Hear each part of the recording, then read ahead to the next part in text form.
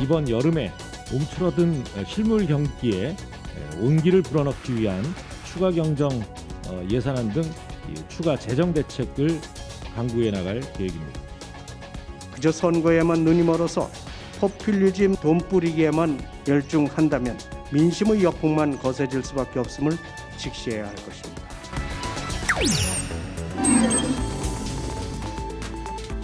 여러분 안녕하십니까. 국민의힘 당대표 경선에서 세대교체의 기치를 내건 이준석 후보가 흥행몰이를 하고 있는 가운데 오늘 첫 TV 토론이 열립니다. 토론의 강점을 가지고 있는 이준석 후보를 경륜을 가진 후보들이 어떻게 공략할지가 관전 포인트죠.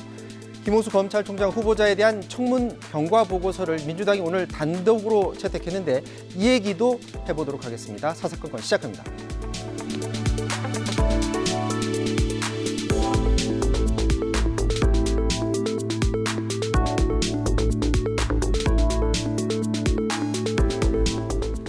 네, 여의도 사사건건 정치권 얘기 오늘은 전재수 민주당 의원, 최형두 국민의힘 의원과 함께합니다. 네, 반갑습니다. 네, 안녕하십니까. 자, 26일 파행됐죠. 김호수 검찰총장 후보자에 대한 인사청문회. 오늘 그 청문 보고서 재송부 마감 시한이었는데 민주당이 단독으로 청문 보고서를 단독으로 채택했습니다. 먼저 준비된 영상 보고 말씀 나누도록 하겠습니다.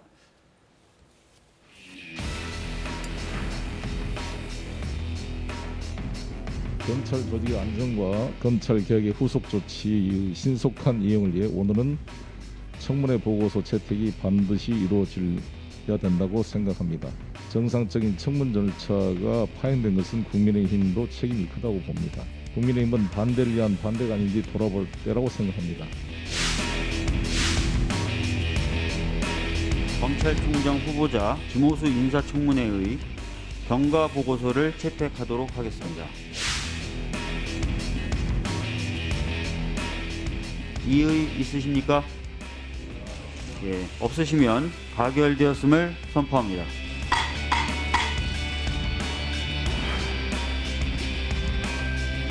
민주당의 일방적 행태는 오만과 독선을 넘어 의회 독재의 정수를 보여준 것입니다. 애초부터 청와대와 민주당은 인사청문회를 요식행위로밖에 생각하지 않았던 것입니다. 자, 지난주에 인사청문회 파행된 이후에 청와대에서 청문 보고서 재송부 요청을 하고 이런 과정에서 이미 야당 의원들이 이거 분명히 민주당 단독 채택할 것이다라는 전망을 했었는데 검찰총장직을 수행하지 못할 정도의 그런 큰 흠결은 없었다 이렇게 판단을 했다고 보면 될까요? 그렇죠. 예. 아마 대부분의 국민들께서 언론 보도라든지 또 인사청문회 과정들을 아마 보신 분들은 그렇게 판단을 하실 겁니다. 크게 뭐 검찰총장의 직을 수행할 정도로 뭐 의혹이 있다거나 뭐 그렇지는 않은 것으로 일단 저 인사청문회 과정에서 보여졌고, 다만 아쉬운 것은 그렇습니다. 이게 33번째 말하자면 인사청문회 경과 보고서가 이제 여당 단독으로 채택이 된 건데 33번째입니다. 이게 저희들도 야당을 물론 해봤습니다만 저희들이 이게 이 자리에 나와서 이제 정치 비평 비슷한 뭐 이런 거를 이제 현역 의원들이 하고 있는데 우리가 언제까지 좀 이래야 되냐, 이런 부분들을 우리가 근원적으로 좀 문제의식을 가질 필요가 있다고 생각을 합니다.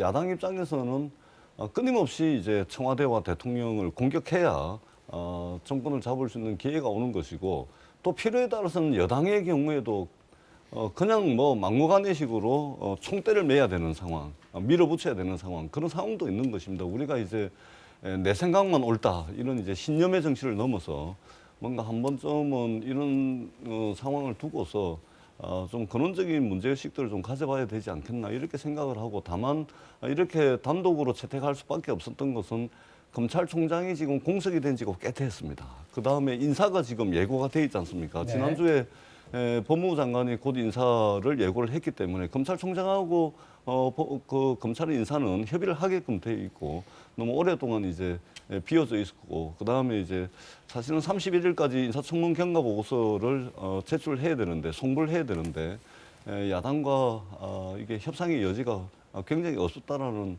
말씀을 드립니다. 불가피했지만 우리가 이 점에서는 좀 근원적인 성찰과 문제의식을 좀 가져야 될 시점이라고 생각을 합니다. 그 청문회 중간에 이제 국민의힘 의원들이 나가고 그리고 오늘 과연 국민의힘 의원들이 참석을 할까 했는데 오늘도 이제 참석을 안 했어요. 결과적으로 33번째 그 단독 채택해서 통과시키는 거를 만들어 놓은 것 아니냐 또 이런 지적도 있는데 거기에 대해서는 어떻게 생각하십니까? 그 저는 뭐 사실은 이게 정부 여당이 속으로 다 알 겁니다. 이게 첫 단추가 잘못 꿰다 보니까 지금 임기 1년도 안 남았는데 다시 풀기도 어렵고 그냥 이왕 낯선 것 마지막까지 헝클어트린 척 하고 있는 건데 그래서 그 덜러리를 야당 보고 쓰더라고 하는데 우선에 검찰총장 인사추천위원회 때부터 이 지금 오늘 총장 그 후보 내정자로 단독 처리된 이분은 아주 그 후보자 적격에서 좀 많이 떨어진 분이었습니다. 검찰총장 추천위원회에서 우선에 그런 위원회를 만들었으면 정부가 특히 그런 청와대가 인사권자가 그걸 봤어야죠. 왜 그렇게 했겠습니까? 왜 그렇게 했냐면 다 그것도 추천위원회도 다 정부 여당의 뜻에 기울일 만한 사람들로 구성됐을 텐데 그건 지금 언론에도 났지만 지금 우리 전 의원님 언론 말씀하셨지만 지금 경향신문, 한겨레신문을 비롯해서 전 언론이 라임 옵티머스 사건 국민의 피눈물을 흘리게 했던 그 금융사기 사건을 보고받았던 사람이 변호를 했던 것은 정말 부적절했다고 이야기합니다. 그거 하나만 하더라도 사실은 이전 민주당이 야당 시절 같았으면 벌써 아웃시켰습니다. 참 국민의힘이 야당으로서 전투력이 없어 그런 건지 아니면은 민주당이 여당으로서의 참 그 밀어붙이는 힘이 세서 그런지 모르겠습니다만 그리고 또 하나는 검찰총장이라는 것이 이제 어떤 그냥 막연한 공무원 자리가 아니지 않습니까? 어떤 그 검찰 개혁 또 이 정부 여당이 막 은필칭 검찰 개혁을 이야기했으면 그걸 표상할 만한 정말 공정하고 파사 현정의 그런 공정함과 정의를 보여줄 뿐인데 사실은 이분은 또 정치적 굴신의 현재까지 막 드러났어요. 이전에 고 노무현 대통령을 죽음에 이르게 했던 그 수사팀을 격려하고 지지했던 그런 것들이 뒤늦게 드러났단 말이죠. 그러니까 정권에 따라서 굴신하고 이게 이제 검찰로서는 가장 우리가 경계해야 되고 검찰은 정치적 중립성을 지켜야 되는데 네. 그런 것인 그다음에 아마도 그렇게 함에도 불구하고 이렇게 밀어붙여야 될 이유가 있겠죠. 그것은 아무래도 1년밖에 안 남았는데 지금 정치적 사건이 줄줄 기다리고 있습니다. 검찰총장이 수사 지휘를 하든 기소 지휘를 하든 이걸 권력에 불리하지 않게끔 마무리해달라고 하는 그런 아마 심정 때문에 그럴 텐데 그런데 검찰 격언에 또 그런 게 있습니다. 불섭을 가만히로 덮는다고 그게 덮어지지가 않습니다. 임기 1년도 안 남았고 어차피 터질 사건은 다 터질 텐데 차라리 검찰 개혁에 지금까지 외쳤던 그 정의에 맞게끔 검찰 총장 인사위원회 추진했던 그 순서대로라도 추진했으면 간단한 문제를 너무 우리 여당 의원들을 괴롭히는 것 같습니다. 그럼 지금 말씀하신 대로 앞으로 있을 그 정권을 향한 수사에 대한 기소 여부라든지 이런 부분에 있어서 김우수 검찰총장 후보자가 결국 이제 검찰총장 앉게 되면 여권과 청와대에 유리하게 그것을 끌고 갈 것이다. 지금 이렇게 보고 계시는 건가요? 지금 그 궤적이 그렇지 않습니까? 이분의 굴신의 흔적, 그다음에 또 지난 3명의 법무부 장관을 그 밑에 차관을 했지 않습니까? 차관을 하면서 보여주는 흔적들, 또 본인이 지금 피의자 피고인으로 그 불법적인 사건에 연루되어서 지금 연루되어 있는 분 아닙니까? 이런 분이 어떻게 공명정대한 수사를 할 수 있겠습니까? 그런데 그래봐야 1년도 안 남았다 이겁니다. 지금 예. 우리 최영도 의원님께서 굉장히 위험한 발언을 막 이제 하시는 것 같은데 이 정권에 무슨 대단한 비리가 있는 것처럼 그것을 전제하고 아주 논리적으로 비약을 해서 말씀을 하시는데 권력형 수사라 그러면 일반적으로 대통령과 대통령 그 측근들의 어떤 커넥션에 의해 가지고 누가 엄청난 특혜를 보고 경제적 이득을 보고 돈을 주고받고 이런 거 아닙니까? 전통적 의미에 있어서 권력형 비리라 그러면 그런 거 아니겠습니까? 이때까지 그런 게 있었습니까? 그러니까 마치 이게 엄청난 거악이 있고 그리고 거기에 이 정부의 말하자면 대통령을 비롯한 측근들이 거기 연루돼 있고 그것에 대해서 수사를 못하게끔 하려고 김호수 총장을 임명을 한다. 그래서 그런 이제 전제 너무 논리적으로 이제 지금 심한 말씀을 지금도 우리 제가 그 말씀하셨으니까 제가 무슨 엄청난 이야기를 했다고 하는 엄청나죠 지금. 아니 그러니까 제 이야기를 보십시오. 다 끝까지 지금 들어보고 당장 제 말씀 다 들었지 않습니까? 제가 끝까지 그 다음에 또 검찰총장 추천위원회는 절차와 과정이 있습니다. 후보자들 중에서 3배수로 심사위에서 3배수로 해가지고 순위 없이 법무부 장관에게 제청을 하게 되면, 추천을 하게 되면 법무부 장관이 대통령께 제청을 하는 그 과정을 거쳐서 하는 겁니다. 그 절차와 과정을 명백하게 거쳤는데 어떻게 검찰총장 추천위원회에서도 김호수 총장 후보자가 부적격 후보자로 판단이 났다 이렇게 말씀을 하시는 것은, 아니 순위가 있었지 네. 않습니까? 우리 의원도 아니 아시다시피 3배수로 추천을 순위가 하게끔 돼 있는 네, 것이고, 순위가 그다음에 있을 또 그런 얘기를 하나는 하는 거고. 마무리를 해주세요. 네. 라임 옵티머스 말씀을 하시는데 피의자 변론을 한 적이 없습니다. 이것은 청문회 과정에서도 명백하게 김호수 후보자가 말씀을 드렸고요. 피의자를, 라임 옵티머스 사건의 피의자를 변론한 적이 없다라는 말씀을 다시 한번 분명히 그 드리도록 법 쪽의 하겠습니다. 관행을 잘 모르시는 것 같은데 정관이 우려한 게 이런 겁니다. 진짜 센 정관들은 법정에 나타나지도 않고 변론을 하지도 않습니다. 그러나 이분이 변호인으로 이름을 올렸습니다. 그게 그 자체가 영향을 행사하는 것이고요. 그게 유전무죄의 전형인 것이고, 또 하나 지금 이렇게 이 대정부 여당이 자신이 있으면은 정말 당당한 총장을 임명해서 지금까지 지체되어 있는, 보통 검찰이 기소하는 시한이 있습니다. 수사를 왜 늘 하던 말로 지체된 정의는 정의가 아니라고 하지 않습니까? 그러면 빨리 범죄 유무, 혐의 여부를 가리고 죄의 유무를 가려야 되는데 그걸 지금 미루고 있는 사건이 얼마나 많습니까? 또 하나는 지금 당장은 그 권력형 비리, 이것도 조사를 다 해보면 다 드러나겠지만, 또 하나는 지금 당장 그 문제는 선거 비리에, 근데 김기현 울산시장 사건 때, 그 사건 때 청와대 개입했던 사건들, 그런 사건들이 다 걸려 있지 않습니까? 그런 것들 다음에 그 원전 감사 때의 문제 등등 많지요. 네. 예. 자, 지금 대통령이 이제 임명한 다음에 방금 말씀하신 것처럼 뭐 조직 개편이라든지 검찰 인사라든지 이런 데 있어서 과연 김호수 검찰총장 후보자가 총장이 된다면 어떤 목소리를 내는지부터 한번 지켜보면 될 것 같습니다. 자, 다음 이제 국민들이 관심 많은 게 바로 국민의힘 당 대표 본 경선입니다. 어제 그 첫 합동 연설이 있었거든요. 자, 먼저 이 영상 보고 국민의힘 당 대표 경선전에 대해서 한번 얘기를 나눠보도록 하겠습니다.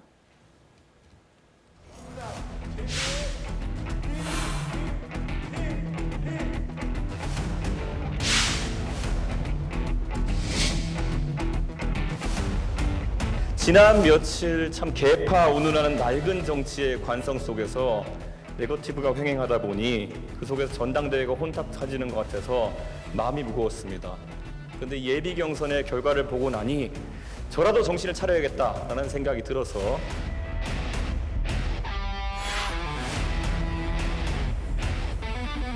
혁신의 아이콘 애플이 어렸을 때 찾은 사람이 누군지 아십니까? 쫓겨났던 스티브 잡스입니다. 그가 애플의 역사를 가장 잘 알기 때문입니다. 국회 경험도 없고 큰 선거에서 이겨본 경험도 없으며 자신의 선거에서도 패배한 원내 당대표가 대선이라는 이 큰 선거를 이길 수 있겠습니까?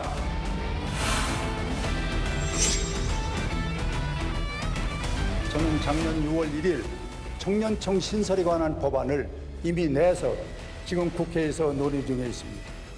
이제 전남, 전북, 광주에 2분씩의 비례대표를 선정하되 저는 제 지역구가 부산 사하구이지만은 대한민국 국회의원으로서, 대한민국 정치인으로서 우리 국민들이 아파하고 우리 국민들이 힘들어하는 그런 지역에 대해서는 아낌없이 저는 정성을 쏟았습니다.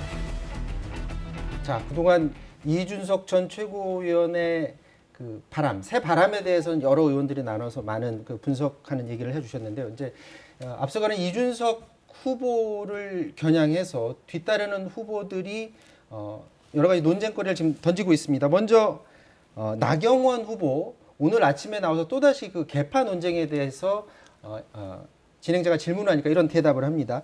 유승민 전 의원만 국민의힘 대선 경선 열차에 태우고 떠나는 것 아닌가라고 의문을 제기를 했는데요. 지금 개파 논쟁이 이제 특히 이전과 다르게 최근 들어서 계속해서 불고 있는데 이 개파 논쟁이라는 게 반드시 지금은 한 번쯤은 짚고 넘어가야 되는 건지 불필요한 논쟁을 하고 있는 건 아닌지 개인적으로 어떻게 보고 계시는지 궁금합니다. 이제 이야기하시는 당사자들은 그런 의구심이 있을 수 있을 텐데 국민들은 큰 관심이 없을 거라고 봅니다. 네. 이 문제에 대해서. 왜냐하면 지금 일어나는 현상이라는 것이 사실은 뭐 전부 다 의외의 현상들.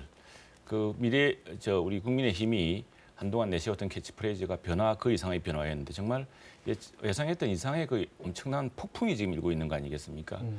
근데 지금 걱정들이 있죠. 지금 중진들로서는 아니 이게 원내 경험도 있고 또 큰 선거도 여러 번 치러본 분들이고 이분은 직접 자기 선거를 해보신 젊은 우리 이준석 후보의 돌풍이 당황스럽고 할 텐데 네.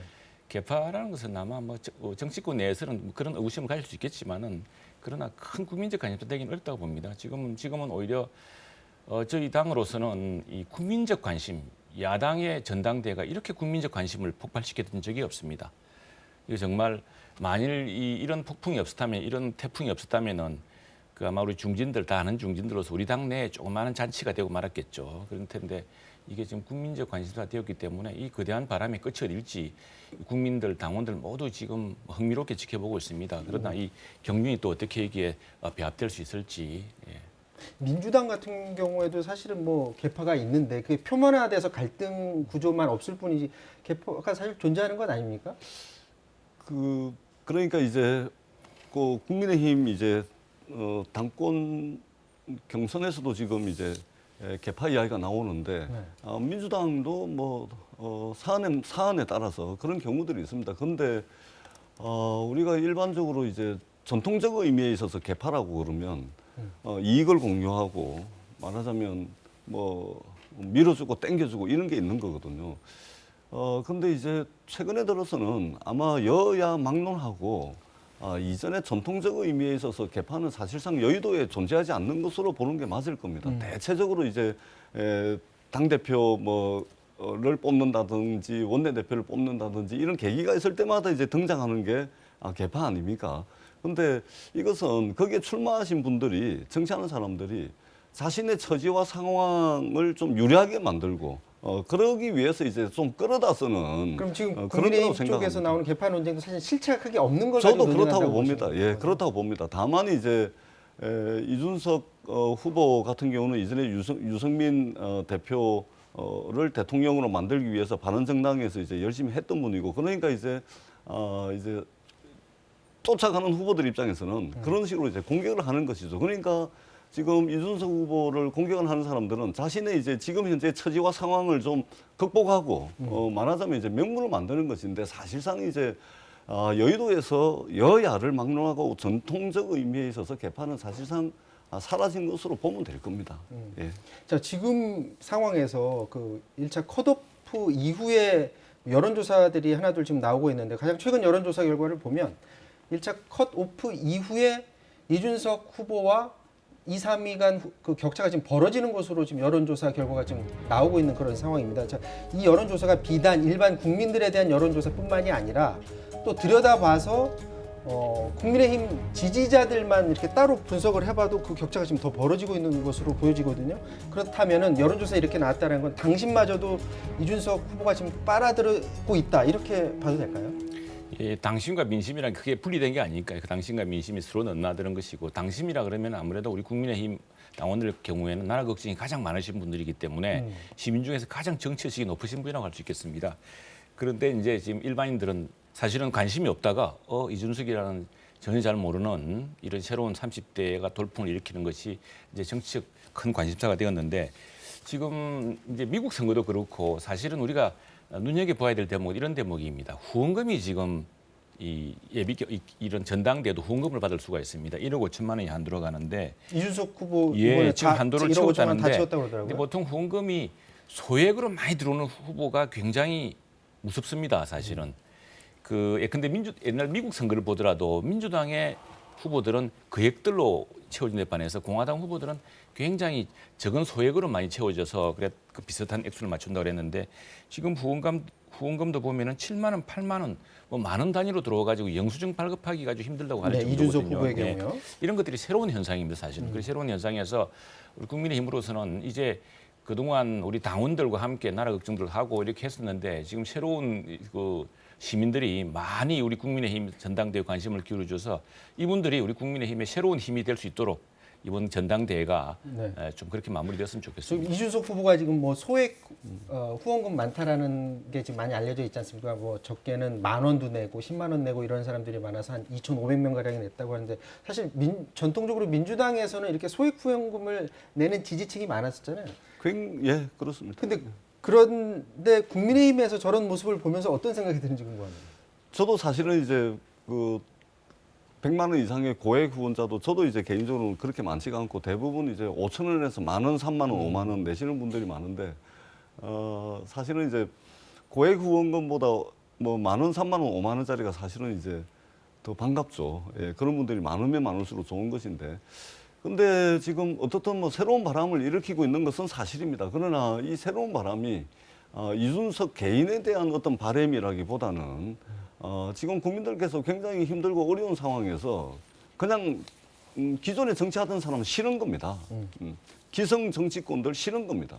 그러니까 지금 국회의원 한 번도 못 해본 이준석 후보가 0선이 나머지 4분의 후보 선수를 다 합하면 18선인데 압도를 하고 있는 것이거든요. 그러니까 국민들은 기성 정치권을 믿지 못하겠다. 근데 이준석 후보가 뭐 이렇게 저렇게 해서 이걸 잘할 것 같아서 압도적인 지지를 보내는 것이 아니고 그냥 뭐 싫은 겁니다. 싫은 거. 예, 설사 이준석 후보가 경험이 없어가지고 실수를 좀 하더라도 그 실수하는 것보다 실수함으로 인해서 실망하는 것보다 기성 정치인을 싫어하는 이것이 더 크기 때문에 이준석 현상이 나타나고 있다고 생각을 하고요. 다만 이제 이준석 후보의 경우에는 지금 국민의힘의 여러 중진 후보들께서 굉장히 지금 황당한 상황 또 굉장히 이제 난처한 상황에 처해 있는데 이것은 뭐냐면 이준석 후보는 사실 이제 미디어라든지 토론 프로그램이나 노출이 많이 되면서 이제 인지도가 올라갔고 그리고 그렇게 만들어진 이미지로 압도를 당하고 있으니까 지금 10년, 20년 뭐 이렇게 4선, 5선 되신 이 국민의힘의 의원들께서 막 굉장히 황당하기도 하고 난처해 할 겁니다. 네. 예. 지금 이 상황이 사실은 이제 의원님께서 말씀하신 대로 이준석 후보 같은 경우 워낙에 대중적인 이미지가 강한데 지금부터는 이제 검증의 시간이라고도 볼 수가 있을 것 같습니다. 합동 연설회도 있고 또 오늘 첫 TV 토론회가 열리는데 이 TV 토론에서 과연 후보자들이 어떤 질문과 대답을 오고 갈지 그것도 한번 관심 있게 지켜봐야 될 것 같습니다. 자, 이 얘기 이 정도로 마무리 짓고요. 다음은 민주당 얘기를 좀 해봐야 될 것 같습니다. 조국 전 장관의 회고록이 내일 출간되는데 이게 지금 정치권에서 큰 이슈가 되고 있습니다. 지금 단 하루 만에 교보문고 비롯해서 몇 개 이 출판사에서 베스트셀러 1위에 지금 올랐다고 하는데 총 뭐 8쇄까지 돌입했다라는 이런 기사들도 지금 나오고 있습니다. 그런데 이제 평가는 지금 엇갈리고 있는 그런 상황인데 일부 대선 후보자들은 조국 전 장관의 이번 출판의 즈음에서 이를 지지하는 그런 글들도 지금 올리고 있고요. 또 반대되는 생각을 가지고 있는 사람들도 있는 듯합니다. 전재수 의원은 좀 개인적으로 지금 시기에 조국 전 장관의 이 출판 제목도 좀 의미심장한데 어떻게 생각하십니까? 상당히 왜냐하면 이 문제가 국민들로 하여금 이게 어떻든 명확하게 의견이 나뉘거든요. 네. 예. 그렇기 때문에 물론 이제 정치하는 사람들이 이제 절반의 박수 소리와 절반의 그 비아냥 딱 경계지점에 있는 것이 정치이긴 한데 이게 조국 전 장관에 대해서는 이제 국민들 의견이 너무 확연히 갈리다 보니까 사실상 민주당이 사실은 이제 굉장히 좀 뭐라고 말씀드리기가 이제 쉽지는 않습니다. 좀 고록스러운 게 있나요? 예, 그런 게 있습니다. 분명히 있고 왜냐하면 사실은 이제 저희들이 수십 년간에 걸친 개혁 과제인 검찰 개혁의 문제도 이제 조국 장관과 결부가 돼 있고, 그다음에 국민들께서 생각하시는 국민 눈높이의 어떤 공정의 가치라든지 이런 것들도 분명히 있는 거 아니겠습니까? 그렇기 때문에 이게 그 A부터 Z까지 조국 장관이 잘못했다 이렇게 이야기할 수는 없는 것입니다. 그렇다 그래서 검찰이 어마어마한 비리가 있는 조국 전 장관을 법으로 제대로 응징했다 이렇게 평가를 할 수도 없는 것이거든요. 그렇기 때문에 상당히 뭐 한마디로 딱 정리하기 어렵고 다만 저희들이 생각하기는 말과 행동이 일치하지 않았던 내로남불에 대해서 저희들이 성찰을 한번 해봐야 되고요. 그다음에 우리가 길을 걷는 사람들 중에 굉장히 선해 보이는 사람을 한 분을 딱 잡아다가 검사와 검찰 수사관 100명을 투입해서 그리고 사돈의 8종까지 한 80군데를 압수수색을 했다 칩시다. 온전한 사람이 있겠습니까? 조국 전 장관의 수사 과정을 얘기를 그렇죠. 하셨군요. 그래서 뭐냐면 검찰이 자신들이 누리던 수십 년 동안 누리던 이 특권에 대해서 매스를 들이대려고 하니까 거기에 극렬하게 저항한 측면이 분명히 있습니다. 과잉 수사죠. 그런 측면에도 있기 때문에 저희들은 어떻든 국민들께서 생각하시는 공정의 가치를 새롭게 세우고 그다음에 이 검찰의 이 수사권의 남용이라든지 이런 부분들에 대해서 저희들이 고려를 하면서 검찰 개혁도 제대로 좀 올곧게 뚜벅뚜벅 해 나가야 되겠다 이런 생각들을 좀 하고 있습니다. 지금 민주당 지도부 같은 경우도 이제 공식적으로 저기에 대해서 지금 의견을 내놓지 않고 있는데 지금 국민의힘 입장에서는 어떻습니까? 지금 대선 앞두고 조국 전 장관이 저렇게 책을 출간하는 것에 대해서 오히려 호재로 받아들인다든가 뭐 그렇게 생각하시는 건가요? 이제 저희들이 뭐 호재 악재로 받아들일 이유는 없고요. 문제는 이제 저게 참 민주당의 대선 주자들을 참 난감하겠다 싶습니다. 지금 문재인 정부 민주당의 지지도가 꺾어진 게 바로 조국 현상 때문, 조국 장관 사건 때문입니다. 그것이 이제 드디어 뉴욕 타임즈의 내로남불이라까지 소개가 되고 전 세계적으로 지금 그 이중적 잣대, 도덕과 말과 행동이 다르고 하는 이걸 보여주는 극단적 사건인데 그 대표적 사건이 이제 조국 전 장관 사건이고 그 가족 사건이거든요. 가족 사건은 그거야 뭐 지금 실제 권력을 검찰이 수사할 때 그걸 함부로 할 수 있습니까? 모든 법적 절차 다 모든 법이 허용하는 모든 그 피의자 피고인의 권리를 다 보장해가면서 수사를 하고 재판을 했는데도 좀 저렇게 나오고 있는 거 아니겠습니까? 그런데 그런 사건들에 대해서 이제 아마도 민주당 대권 주자들 굉장히 곤혹스러울 것이다. 이게 드러나지 지금 순간에는 민주당의 어떤 굉장히 약점 내로남불이라고 하는 그 아주 나쁜 기억을 소환하는 사건인데 그 사건이 하필이면 지금 출판되어서 그런데도 조국 전 장관 지지 세력들이 또 있거든요. 이것이 이제 민주당의 핵심 지지 세력이기도 하고 이런 지지 세력의 눈치를 봐야 되는 대권 주자들 심정이 참 답답하겠다 싶습니다. 자, 마지막으로 이거 질문 하나씩만 드리고 마쳐야 될 것 같습니다. 윤호중 민주당 원내대표가 오늘 이런 얘기를 했습니다. 이번 여름에 움츠러든 실물 경기에 온기를 불어넣기 위한 추경 예산안 등 재정 대책을 강구해 나갈 계획이다라는 얘기를 했는데 이게 사실 이전부터 얘기를 했었습니다.